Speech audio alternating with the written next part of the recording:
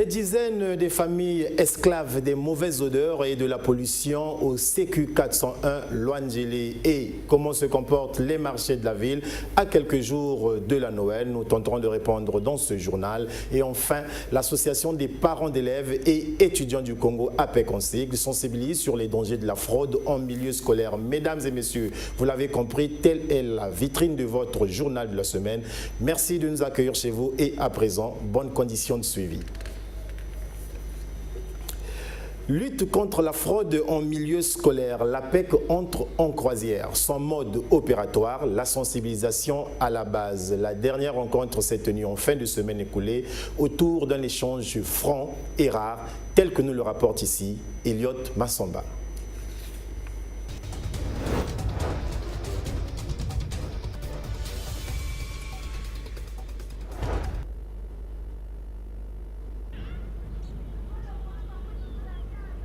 C'est un moment d'échange très rare. En effet, le bureau de l'association des parents d'élèves et étudiants du Congo, en sigle APEC, section de Pointe-Noire, s'est entretenu samedi 10 décembre 2016 avec les élèves de la terminale du lycée technique commercial de l'OCH.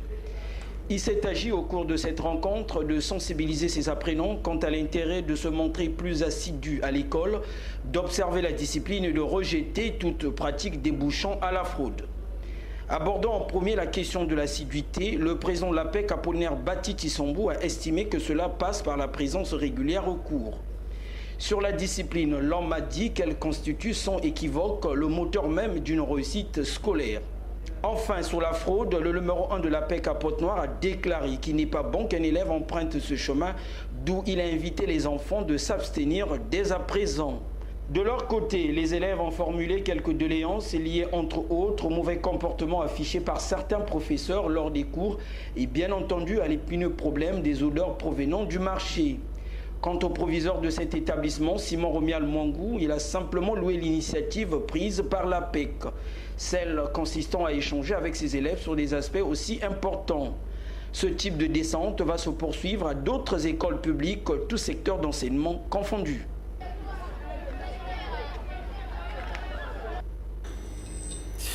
L'informel bat son plein en ce temps de récession économique. Nous avons choisi au cours de l'édition de la semaine de mettre en lumière une activité de plus en plus grandissante, celle de vendeur de gravier à la sauvette. Alban Wilfried Ndiba a fait le déplacement de la nationale numéro 1.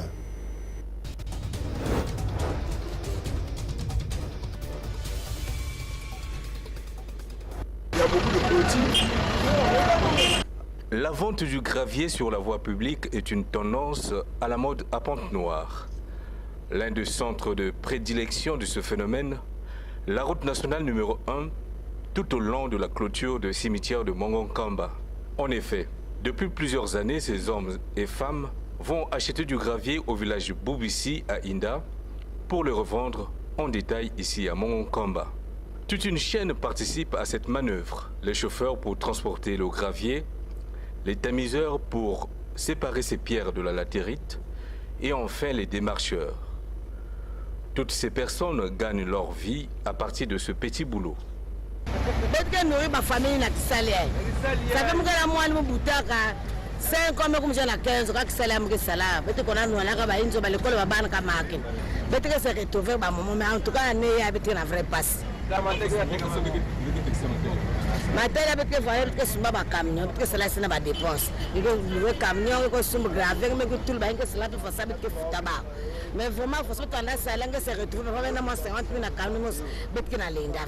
La crise économique que traverse le Congo n'a pas épargné ce secteur informel.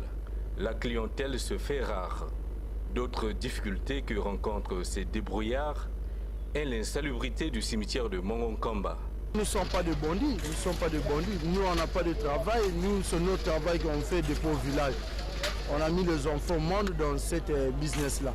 Donc, on a conçu aussi dans notre business-là, mais seulement planche parce qu'on n'a pas trop de moyens pour acheter des ciments, mais tout sauf qu'on a mis les enfants monde dans cette business-là. Donc, si on laisse ce business-là, on n'a pas notre business encore, on peut faire, on ne voit pas. Cette activité permet aux Ponténégrés de ne plus se tracasser pour aller acheter du gravier hors de la ville. C'est vrai, il n'y a point de son métier. Les marchés de Pointe-Noire, miroir de la ville ou mouroir à petit feu? Cette question hante plus d'un citoyen qui reste dubitatif face au spectacle d'insalubrité qu'il nous offre. Jean-Pierre Février, réflexion.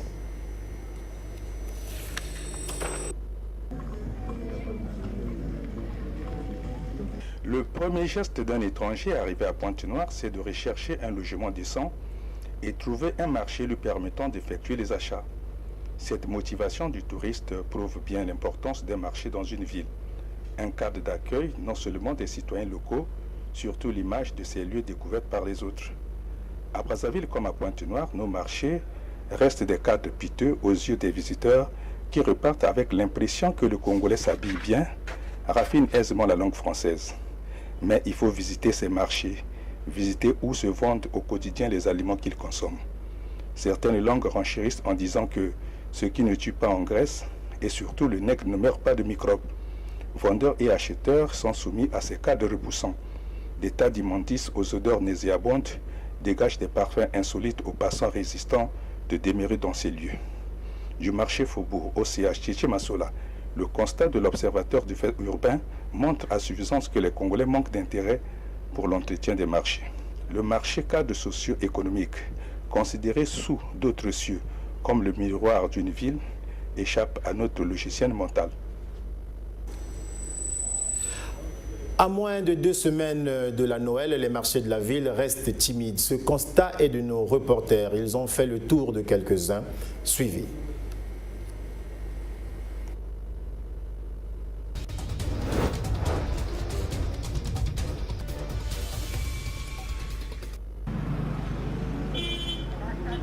À Pointe-Noire, les fêtes de fin d'année pointent à l'horizon. À environ 10 jours de célébration autour de la nativité du Christ, les marchés semblent encore timides. Ici au Grand Marché, seuls quelques endroits sont enjolivés par les couleurs de fête. Pour ces commerçants, l'année 2016 est particulièrement timide et la suite est à craindre. Les années antérieures, vraiment, on sent déjà le mois de décembre. Parmi tous les mois qui a été créé, vraiment le mois de décembre, c'est un mois exceptionnel. Vraiment, cette année, ce mois de décembre-là, vraiment, c'est catastrophique. Dans les supermarchés du centre-ville, l'ambiance des beaux jours est annoncée par ces accessoires de Noël. Du Père Noël au sapin de Noël, chacun se bat au maximum pour réaliser la recette de l'année. Les parents les plus prévoyants préfèrent réaliser leurs achats en ce moment, vu qu'à la dernière minute, ça se bouscule. Les bons choix à 10 000, les chaussures à 2500, pantalon complet, 7500. Là, j'ai clôturé là. Maintenant, pour les jouets, j'ai en train de fouiller encore, mais toujours, je vais trouver toujours pour acheter les jouets. La semaine entre Noël et Nouvel An est la période faste pour les commerçants, une période où naissent des produits de circonstances. Passer cette période sans réaliser le plus grand bénéfice reviendrait à perdre une année d'espérance. Voilà pourquoi les commerçants croisent les doigts afin que l'emballement des années antérieures intervienne à l'instant attendu. Tout autre registre maintenant pour dire qu'il ne fait pas beau d'habiter au quartier Timani. La cause, la difficulté d'approvisionnement en eau potable. Difficulté qui dure plus d'une année à certains endroits. Suivez.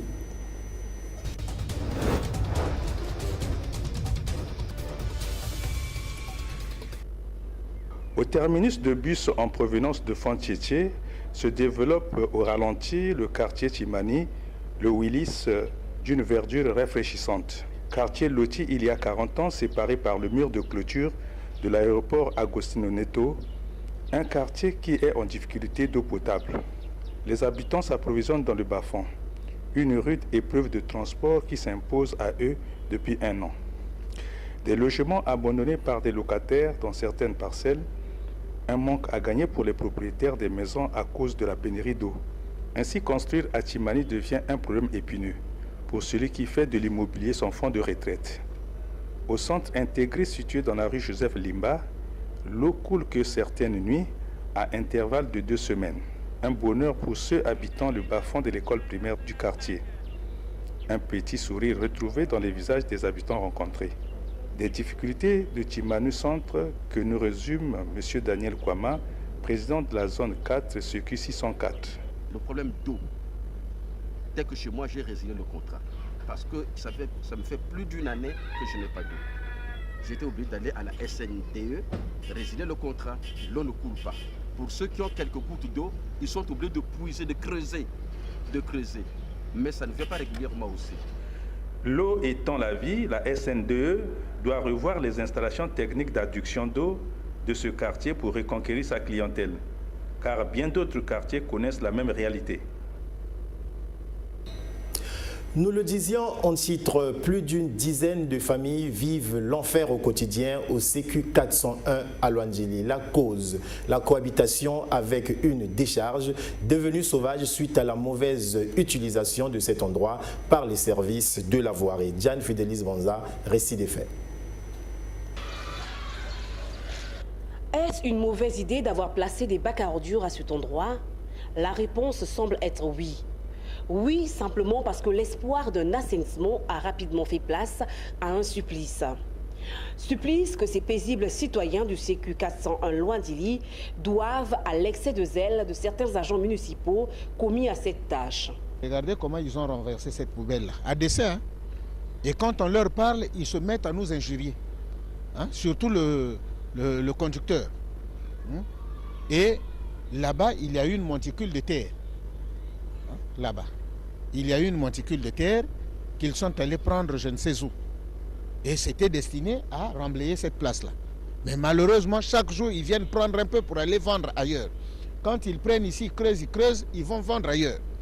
Donc nous interpellons vraiment la mairie de Luandjili de voir ce problème, parce que c'est un problème qui devient récurrent. Plus dur encore, la proximité de certaines habitations avec la décharge.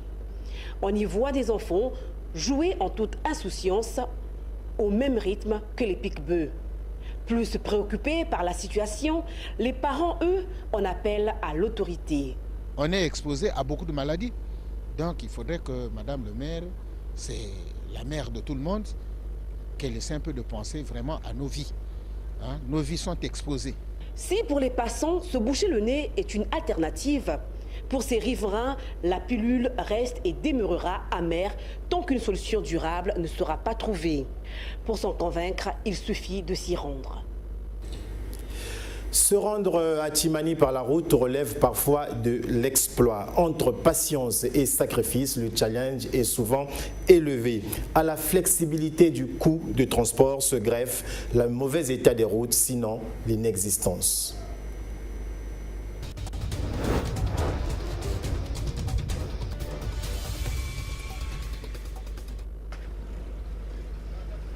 L'axe routier reliant les terminus de Fontietier et le quartier Timani-le-Willis connaît des difficultés de transport, paralysant la circulation des personnes et des biens.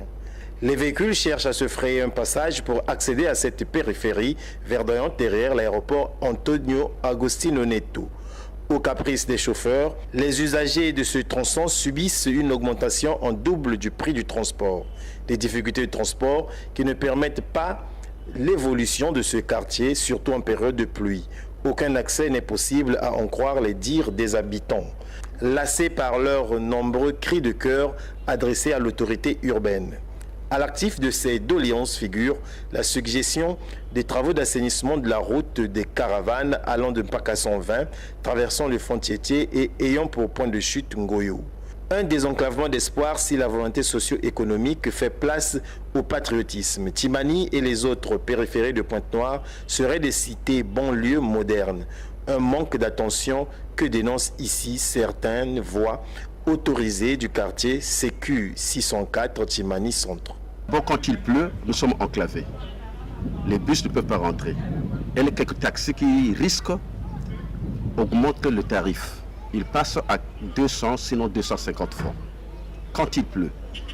Mais le message qu'on peut adresser à l'autorité urbaine, ils le savent, c'est d'abord désenclaver le quartier. Il y a la venue de caravanes. Ils ont mis le caniveau. Mais malheureusement, ils ne veulent pas bitumer. On ne peut pas rentrer.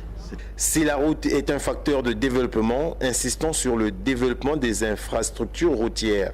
L'État est interpellé à revoir les plans d'assainissement de ces quartiers périphériques cadastrés. Des élèves en insécurité, cela se passe à l'école primaire de Tignambi 2 dans le 4e arrondissement Loandjili. En effet, depuis la création de cette école, elle n'a jamais eu un mur de clôture, ce qui, vous en doutez, laisse libre cours à toutes sortes d'imagination. Suivez ce reportage de Alban Wilfried Ndiba.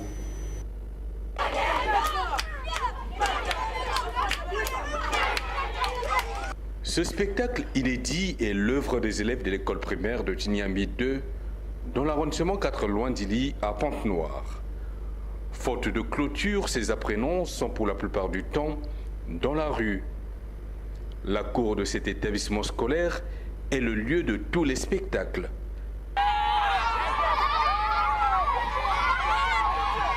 L'absence de mur de clôture amène même les automobilistes à circuler dans ce périmètre sans inquiétude. Cette cour est aussi utilisée comme une décharge publique par la population riveraine. En plus, l'un des bâtiments de cette école est gravement menacé par une érosion. D'ailleurs, ce bâtiment a été, il y a quelques années, victime de la dame pluie qui avait entraîné l'écroulement d'une salle de classe.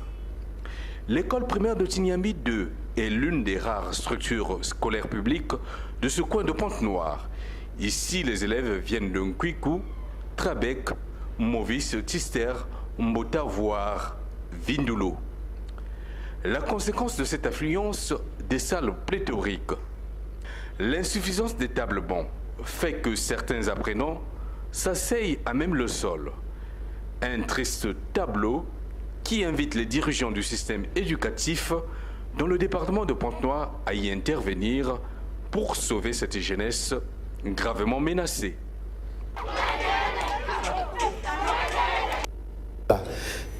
Dernière ligne droite de ce journal pour parler d'une autre population exposée, celle du quartier Movis sur les hauteurs de Mongokamba. En effet, celle-ci flirte dangereusement avec un ravin qui ne cesse d'évoluer. Une fois de plus, retrouvons Alban Wilfried Ndiba.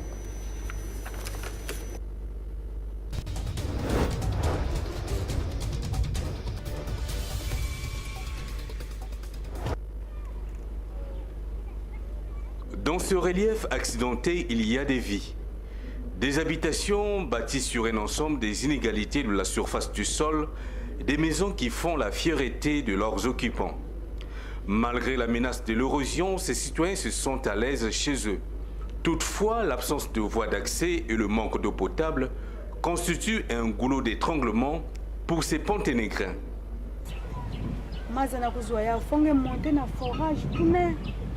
Ou bien descendre na ici kune donc faut que ça là bidon na mungu donc bête que na passe na masse et puis banzila ba balabala kefi ba parti ni na kona passeport fallait pas que manisi bête na me raver. Il faut s'armer de patience et de force pour y habiter. L'appel est le meilleur outil de travail de ces citoyens. Quand la pluie coule, ça nous dérange. Sur moi, si la tortue vient, il faut qu'il voit comment les trous là, comment ça se trouve, bon, comment là, lui-même peut dire. Ce bidonville est confronté à tous les problèmes du grand banditisme que rencontrent certains quartiers reculés. L'une des préoccupations de ses occupants, la construction des centres de santé, des structures scolaires et d'un poste de police. Cependant, il reste à savoir si ces ouvrages ont été réalisés en bonne et due forme.